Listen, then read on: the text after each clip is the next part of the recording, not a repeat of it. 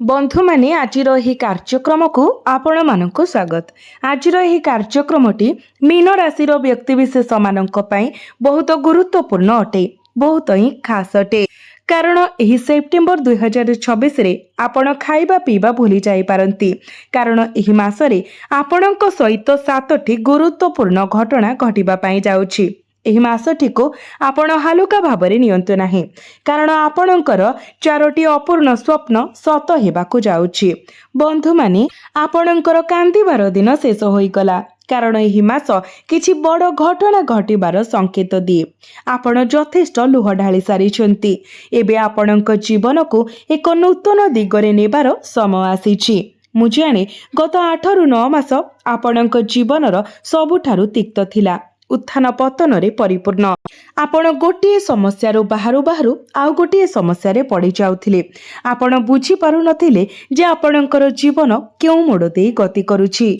तथापि एही सेप्टेम्बर रे 4टी प्रमुख ग्रह राशि परिवर्तन करिवे। सबुठारु गुरुत्वपूर्ण कथा हेउछि शुक्र तुला राशि रे एवं बुध कन्या राशि रे प्रवेश आपणक जीवन पई शुभ साब्यस्त हेबो। यह टंका धन परिवार किंबा आपणक जीवन साथी क्षेत्र रे हेउ, आपण समस्त क्षेत्र रे परिवर्तन देखिबे। बंधु माने प्रथम कथा हैला शनि वर्तमान आपणकर लग्न रे गोचर करूछंती, जहा फल रे आपणकर शनि 7.5 चलीछि।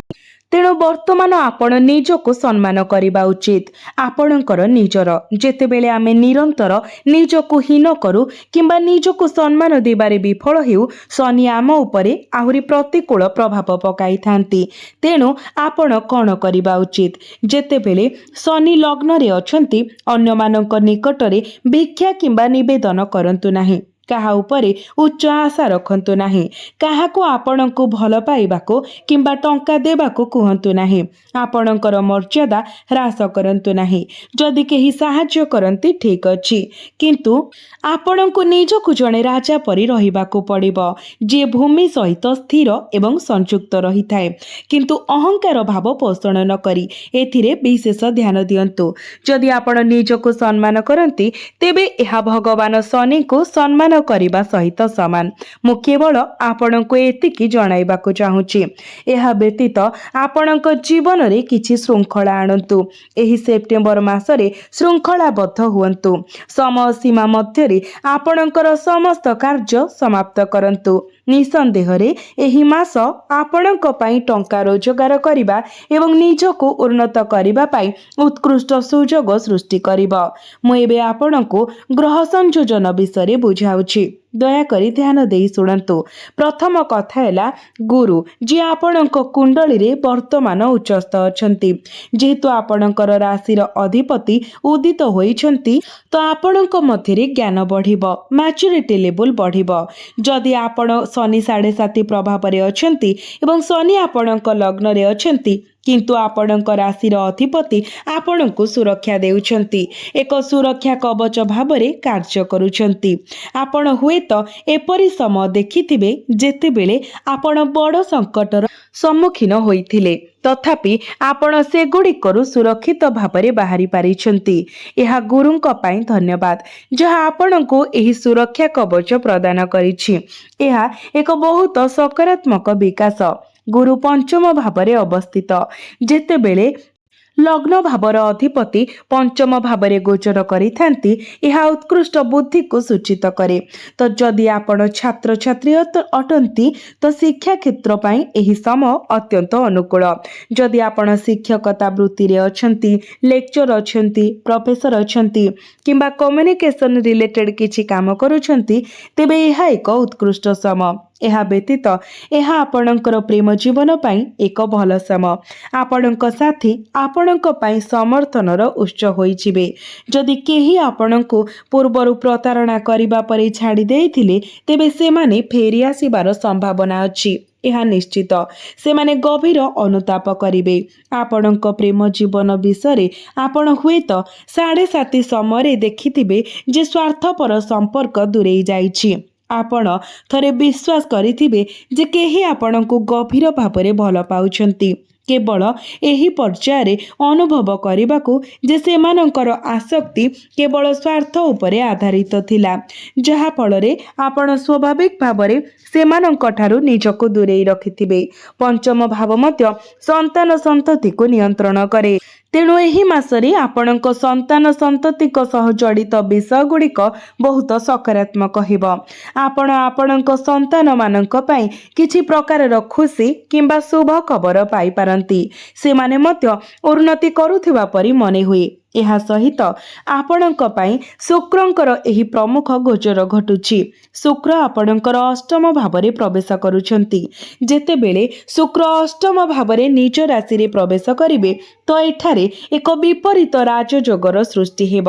ଶୁକ୍ର ହେଉଛନ୍ତି ଧନ, ବିବାହ ଏବଂ ଆପଣଙ୍କର ଜୀବନ ସାଥୀଙ୍କର କାରକ ଗ୍ରହ, ଯାହା ଫଳରେ ଏହି ଗୋଚର ଆପଣଙ୍କର ବିବାହକୁ ଅପ୍ରତ୍ୟାଶିତ ଭାବରେ ଚୂଡ଼ାନ୍ତ କରିପାରେ। ହଠାତ୍ ଆପଣଙ୍କ ପାଇଁ କେହି ଭାଗ୍ୟବାନ ଆପଣଙ୍କ ଜୀବନରେ ପ୍ରବେଶ କରିପାରନ୍ତି। ଏପରି ଜଣେ ଯାହାଙ୍କ ସହିତ ବିବାହ ସ୍ଥିର କରାଯାଇପାରିବ। ଯଦି ଆପଣ ପୂର୍ବରୁ ଆପଣଙ୍କ ବୈବାହିକ ଜୀବନରେ ସମସ୍ୟାର ସମ୍ମୁଖୀନ ହେଉଥିଲେ ତେବେ ହଠାତ୍ ପରିସ୍ଥିତି ସୁଧୁରିପାରେ। ଯଦି ଆପଣଙ୍କ ଜୀବନ ସାଥୀ ଦୀର୍ଘ ସମୟ ଧରି ଦୂରରେ ଅଛନ୍ତି ତେବେ ସେମାନେ ଫେରି ଆସିପାରନ୍ତି। ଆପଣ ପୁନଃ ସଂଯୋଗ କରିପାରିବେ, ସମ୍ପର୍କ ସମସ୍ୟା ସମାଧାନ କରିପାରିବେ ଏବଂ ପ୍ରେମରେ ବୃଦ୍ଧି ଦେଖିପାରିବେ। ସବୁକିଛି ଅପ୍ରତ୍ୟାଶିତ ଭାବରେ ଏହା ଏକ ଉତ୍କୃଷ୍ଟ ଖବର। ଅଷ୍ଟମ ଭାବରେ ଶୁକ୍ରଙ୍କର ଏହି ଗୋଚର ଆପଣଙ୍କର ବୈବାହିକ ଜୀବନ ଏବଂ ପ୍ରେମ ଜୀବନ ଉଭୟ ପାଇଁ ଅତ୍ୟନ୍ତ ଲାଭଦାୟକ ହେବ। ଏହା ଆପଣଙ୍କର ବିବାହରେ ବିଶେଷ କରି ଉନ୍ନତି ଆଣିବା ପାଇଁ ଏକ ଉତ୍ତମ ସମୟ। ଶୁକ୍ରଙ୍କର ସ୍ଥିତି ଅନୁକୂଳ ହୋଇଥିବାରୁ ଆପଣଙ୍କ ସ୍ତ୍ରୀ କିମ୍ବା ଆପଣଙ୍କ ପରିବାରର ଯେକୌଣସି ମହିଳାଙ୍କୁ ଖୁସି ରଖିବାକୁ ଚେଷ୍ଟା କରନ୍ତୁ। ମହିଳାମାନଙ୍କୁ ସମ୍ମାନ ଦିଅନ୍ତୁ। ଆପଣ ଯେତେ ଅଧିକ ଏପରି କରିବେ ସେତେ ଅଧିକ ଆପଣ ଶୁକ୍ରଙ୍କର ସକାରାତ୍ମକ ଶକ୍ତିକୁ ସକ୍ରିୟ କରିବେ। ଯେହେତୁ ଶୁକ୍ର ମଧ୍ୟ ଧନକୁ ନିୟନ୍ତ୍ରଣ କରନ୍ତି, ଆପଣ ଟଙ୍କା ପ୍ରବାହରେ ବୃଦ୍ଧି ଆଶା କରିପାରିବେ।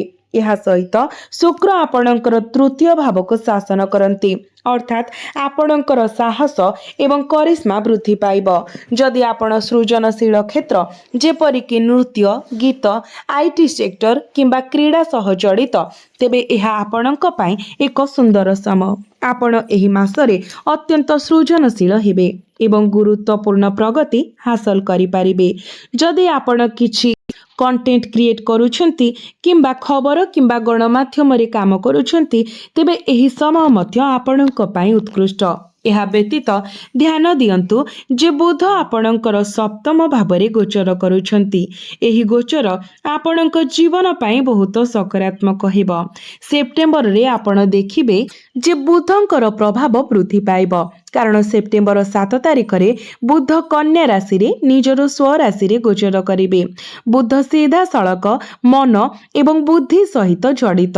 ସପ୍ତମ ଭାବ ଏହି ଗୋଚର ହେବା ସହିତ ଆପଣ ଆପଣଙ୍କ ଜୀବନ ସାଥୀଙ୍କ ସହିତ ଯେକୌଣସି ଚାଲିଥିବା ଘୃଣାର ଅନ୍ତ ଦେଖିବେ। ପ୍ରକୃତରେ ଆପଣଙ୍କର ପାର୍ଟନର ମୂଲ୍ୟବାନ ବୌଦ୍ଧିକ ସମର୍ଥନ ପ୍ରଦାନ କରିବେ। ଏହା ଆପଣଙ୍କର ବ୍ୟବସାୟର ଭାବ ମଧ୍ୟ ହୋଇଥିବାରୁ ପୂର୍ବରୁ ଜଟିଳ ବ୍ୟବସାୟିକ ମାମଲା ସମାଧାନ ହେବା ଆରମ୍ଭ ହେବ। ଯଦି କୌଣସି ଚୁକ୍ତି ଅଟକି ଯାଇଥାଏ ତେବେ ଆପଣ ଆପଣଙ୍କର ବୁଦ୍ଧି ଏବଂ ଯୋଗାଯୋଗ ଦକ୍ଷତା ବ୍ୟବହାର କରି ଏହାକୁ ଶେଷ କରିପାରିବେ। ଏକ ପ୍ରମୁଖ ବ୍ୟବସାୟିକ ଚୁକ୍ତି ସମାପ୍ତ ହୋଇପାରେ, ଯାହା ସମ୍ଭାବ୍ୟ ଭାବରେ ଆପଣଙ୍କର ବ୍ୟବସାୟକୁ ନୂତନ ଉଚ୍ଚତାକୁ ନେଇଯିବ। ଏହା ସହିତ ସୂର୍ଯ୍ୟ ସେପ୍ଟେମ୍ବର 17 ତାରିଖ ପର୍ଯ୍ୟନ୍ତ ଆପଣଙ୍କର ଷଷ୍ଠ ଭାବରେ ରହିବେ। ଏହି ସମୟ ମଧ୍ୟରେ ଶତ୍ରୁମାନଙ୍କୁ ଭୟ କରିବାର କୌଣସି ଆବଶ୍ୟକତା ନାହିଁ, କାରଣ ସୂର୍ଯ୍ୟ ସିଧାସଳଖ ସେମାନଙ୍କୁ ମୁକାବିଲା କରିବେ। ଋଣ ପରିଶୋଧ କରିବାର ମଧ୍ୟ ଏକ ଭଲ ସମ୍ଭାବନା ଅଛି। ଯେହେତୁ ସୂର୍ଯ୍ୟ ନିଜ ରାଶିରେ ଅଛନ୍ତି, ସେପ୍ଟେମ୍ବର 17 ତାରିଖ ପର୍ଯ୍ୟନ୍ତ ସମୟ ଋଣମୁକ୍ତ ହେବା ପାଇଁ ଅନୁକୂଳ। ତଥାପି ସୂର୍ଯ୍ୟ ଆପଣଙ୍କର ସପ୍ତମ ଭାବରେ ପ୍ରବେଶ କରିବା ପରେ ଆପଣ ଆପଣଙ୍କର ଋଣ ଭାର ସାମାନ୍ୟ ବୃଦ୍ଧି ପାଉଥିବା ଦେଖିପାରନ୍ତି। ମୁଁ ଏହା କାହିଁକି କହୁଛି, କାରଣ ଏଠାରେ କେତୁ ଉପସ୍ଥିତ ଅଛନ୍ତି। ପ୍ରାୟ 1.5 ବର୍ଷ ଧରି ଆପଣ ଅନୁଭବ କରିଥିବେ ଯେ କେତୁଙ୍କର ସ୍ଥିତି ଆପଣଙ୍କ ଋଣକୁ ବୃଦ୍ଧି କରୁଛି। କେତେକ ସମୟରେ ଆପଣ ଲୁକ୍କାୟିତ ଶତ୍ରୁ କିମ୍ବା ବିଶ୍ୱାସଘାତକ ବ୍ୟକ୍ତିମାନଙ୍କ ଦ୍ୱାରା ମଧ୍ୟ ଅସୁବିଧାର ସମ୍ମୁଖୀନ ହୋଇପାରନ୍ତି। आपण किछि स्वास्थ्य समस्यार मध्य सम्मुखीन होई पारंती, विशेष करी गैस, एसिडिटी किंबा माइग्रेन भली समस्यार सम्मुखीन होई पारंती। तो आपण कौन करबा उचित? आपण प्रत्येक बुधवार दिन गोमाता को सबुज चारा खाइबाकू दियंतु। यह आपणक पई बहुत लाभदायक हेबो। यह व्यतीत शनि 7.5 प्रभाव रे आपण बहुत आपोष करुछंती। मूलतः आपण जणे राजा हेबाकू आशा रखिथिले, किंतु केवल जणे मंत्री होई रहिकले। आपण जणे डाक्तर हेबाकू चाहुथिले, किंतु बदल रे जणे सहायक डाक्तर होई कले। आपण हुएत अनुभव करुछंती जे जेहेतु आपण जहा चाहुथिले ताहा पाई नथिले, तेनु आपण कम पाई समाधान करिछंती, किंतु 7.5 समय आपण आपोष करबा उचित नुहे। एहा उपरे ध्यान दियंतु। परिस्थिति आम उपरे आपोष करबाको बाध्य करि पारे। आपणको से इच्छा को प्रतिरोध करबाको पड़िबो। हुए तो आपण किछि महान हासिल करबाको बाहरी थिले, किंतु शेष मुहूर्त रे 7.5 जोगु जिनिस गुड़िक एते जटिल होई गला जे आपण बुझामणा करिले। ठीक एही ठारे ही भूल अछि। जेते बेले जणे व्यक्ति 7.5 समय बुझामणा करे, शनि सेमानंकु आहुरी कम देई थांती। तेणु बुझामणा करंतु नाही, एहा करिबा बंद करंतु। सब किछि स्वयंचालित भावरे उन्नत हेबो। तो आपण 7.5 प्रभाव को कम करिबा एवं आपणकर आर्थिक परिस्थिति को उन्नत करिबा पई आपण केउ पदक्षेप नेबा उचित? तेबे प्रतिकार गुड़िक कहिबा पूर्वरु आउ गोटे कथा ध्यान देई सुनंतु। मु कहितिली जे बुध आपणक पई भल स्थिति रे अछंती। बुध मध्य आपणकर सुख एवं शांति को नियंत्रण करूछंती। जेहेतु बुध आपणकर चतुर्थ भावर मध्य अधिपति एवं आपणकर सप्तम भावरे प्रवेश करूछंती, तो आपण घर नवीकरण प्रकल्प गुड़िक समाप्त हेबाकू देखिबे। जदि आपण एक नूतन जान किंबा नूतन घर किनिबा किंबा जमी एवं संपत्ति सहित कारोबार करबा विषय चिंता करूछंती, तेबे यह एक उत्तम समय। अत्यंत अनुकूल ग्रह मिश्रण सृष्टि हेउछि। धीरे धीरे जिनिस गुड़िक आपणक पक्षरे परिवर्तन हेबा आरंभ करिबो एवं जटिल समस्या गुड़िक मध्य समाधान होइजिबो। मांक सहित आपणकर संपर्क रे उन्नति आसीबो। जदि आपणकर मां कोनोसी स्वास्थ्य समस्यार सम्मुखीन हेउथिले, तेबे सा तांकर स्वास्थ्य रे मध्य उन्नति आसीबो। किंतु मने रखंतु, जेहेतु वर्तमान आपणकर शनि 7.5 चलीछि, तो जदि आपण विवाहित अटंती, तेबे तृतीय व्यक्तिंक सह कोनोसी जड़ित हेबा एडांतु।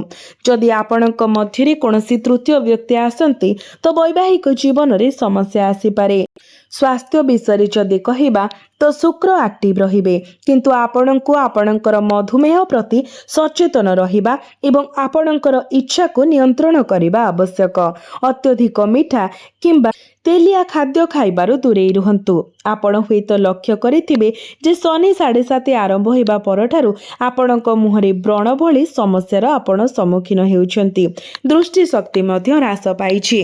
जदि एहा आपणक सहित घटुछि, तेबे कमेंट बॉक्स रे जणांतु।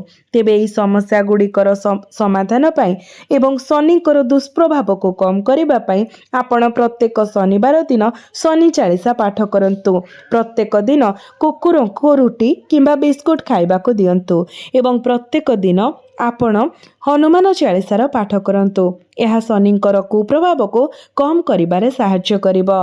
यह व्यतीत बुधंक पाई आपण प्रत्येक बुधवार दिन गोमाता को सबुज चारा खाइबाकू दियंतु एवं शुक्र को संतुष्ट करिबा पाई आपण आपणक शरीर रे रूपारे तयारी किछि जिनिस पिंधंतु, जेपरिक रूपा चेन, रूपा कंकण, रूपार मुदी किंबा रूपार जेकोसी जिनिस आपण शरीर रे धारण करंतु। देखिबे आपणको अधिक मात्रा रे शुभ फल प्राप्ति हेबो।